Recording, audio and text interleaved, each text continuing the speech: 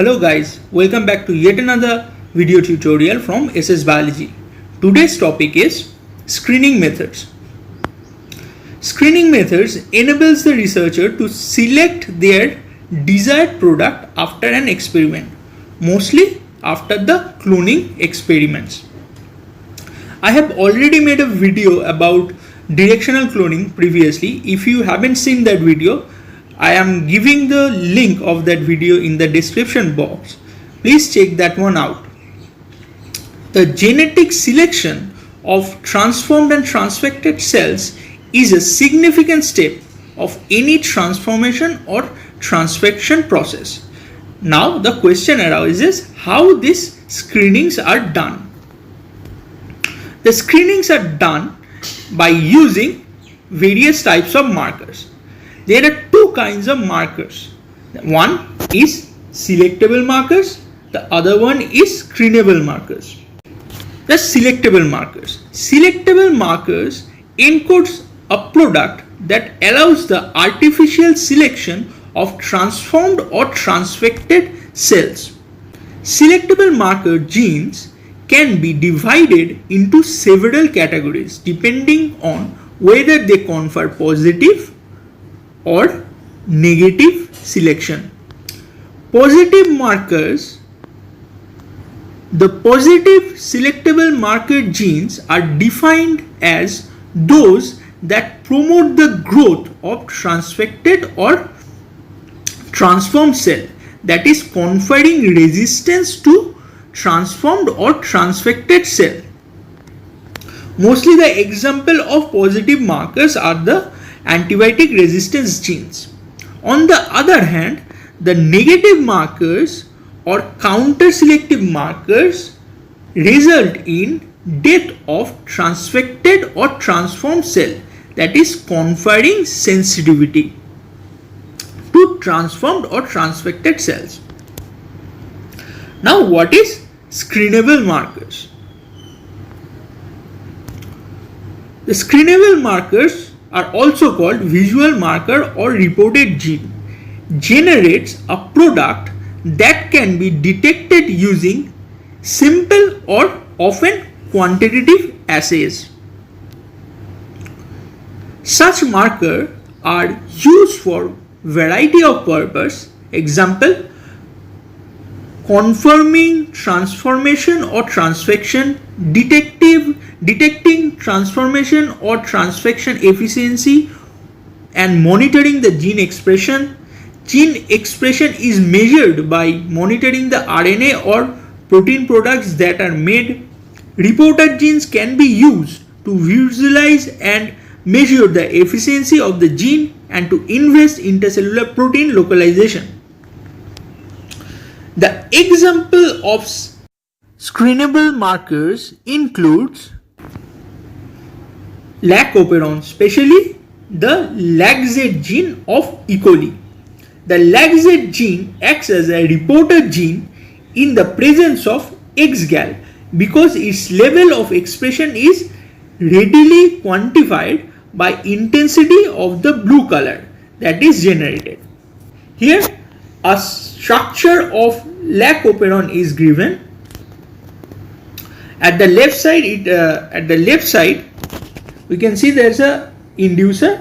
This one is a promoter and this one is a operator. In operator, the repressor bind with the operator and switch off the gene. In promoter, the RNA polymerase binds, and there are three structural genes of lac-operon: Z, Y, and A. Z encodes beta galactosidase gene. Y encodes the permease gene, which helps to transport lactose inside the cell. A gene transcribes transacetylase enzyme. Another screenable marker is luciferase encoding gene of firefly. Luciferase catalyzes the oxidation of luciferin with the emission of yellow-green light, which can be detected easily even at low levels. Another example of screenable marker is green fluorescent protein encoding gene of bioluminescent jellyfish. Green fluorescence protein or GFP is an autofluorescent protein containing 238 amino acid residues of bioluminescent jellyfish. In GFP, 11 beta strands make up the beta barrel and an alpha helix runs through the center. The chromophore is located in the middle of beta barrel. The amino acid residues from 65 to 67 include serine, threonine and glycine from the fluorescent chromophore. Chromophore of GFP is responsible for its fluorescence.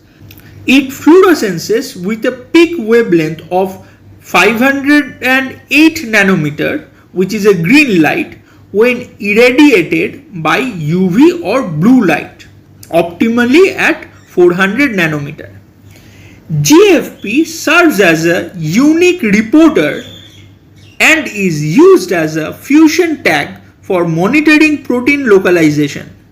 GFP is used as a tag in fusion protein, where it is coupled with protein whose expression is to be traced. Such cases, the protein aim to investigate the cellular localization of protein under investigation.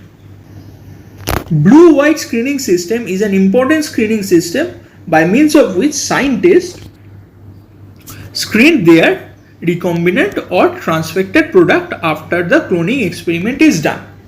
In that experiment, the principle of that experiment includes the reporter gene LAGZ. What happens in that experiment? A plasmid is taken which contain an antibiotic resistant gene. Here the antibiotic resistance gene is ampicillin. The plasmid is constructed in such a way that it contains a LAGZ gene, and within the LAGZ gene a multiple cloning site is present. Here in the multiple cloning site, HindH3, BAMH1 and EcoR1 site is present. Then this plasmid is digested by any one of those enzymes and the foreign DNA is integrated. Okay, if the foreign DNA is integrated inside the plasmid, then the LAGZ gene will be disrupted, and if the foreign gene is not integrated, then the plasmid will be able to synthesize beta galactosidase enzyme. Beta galactosidase, for that reason, scientists utilizes another colorless substance called XGAL, 5-bromo-4-chloro-3-indole beta D galactopyranoside. Beta galactosidase cleaved the XGAL into galactose and 5-bromo-4-chloro-3-hydroxyindole. The latter then dimerizes and oxidizes to form blue color. So what happens? If the foreign DNA is integrated inside the LAGZ sequence, then the beta galactosidase will not be produced and convert lactose into glucose and galactose. But the measurement of glucose in the media is very difficult. When the XGAL is provided in the media, then that transformed product will not be able to produce blue color, as they do not synthesize beta galactosidase, so they will not be able to produce blue color. They will produce white color. But if the foreign DNA is not integrated inside the plasmid, those plasmids will be able to produce beta galactosidase, thus they will produce the blue color. So let's see how it looks like. It looks like this. The white cells are actually the ones that has transformed or take up the foreign DNA and the blue ones did not take up the foreign DNA. Thus, beta-galactosidase is still synthesized by those cells and produces blue color. This is it, guys, and that's all for today. If you have any question regarding this topic, you can comment on the comment section, or you can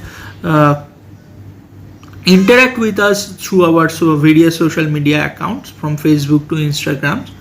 And if you like the video, do not forget to hit the like button or subscribe to our channel and share with your friends so that we can reach more people. Thank you.